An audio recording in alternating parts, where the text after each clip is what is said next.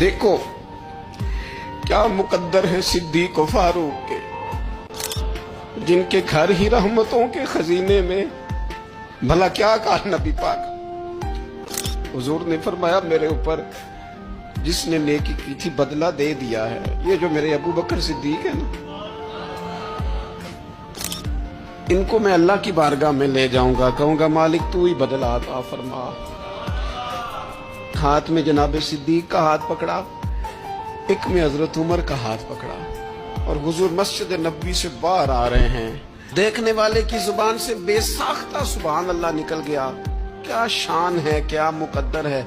تو حضور علیہ السلام رک گئے، اور روک کے فرمایا تو حیران ہو رہا ہے نا، تو حیران ہو رہا ہے نا کہ میں نے ایک ہاتھ میں ابو بکر کو پکڑا ہے، ایک میں عمر کو پکڑا ہے۔ فرمایا قیامت میں جب میری قبر کھلے گی تو میں اسی طرح قبر سے نکلوں گا۔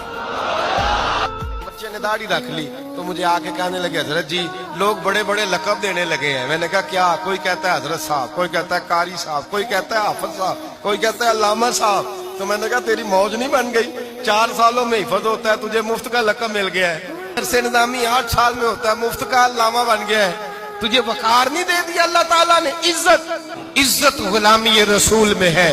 نہ دیکھو دنیا کیا کہتی ہے، یہ دیکھا کرو رسول اللہ کیا کہتے ہیں۔ رب فرماتا ہے دنیا میں بھی عزت دے دوں گا، آخرت میں بھی عزت دے دوں گا۔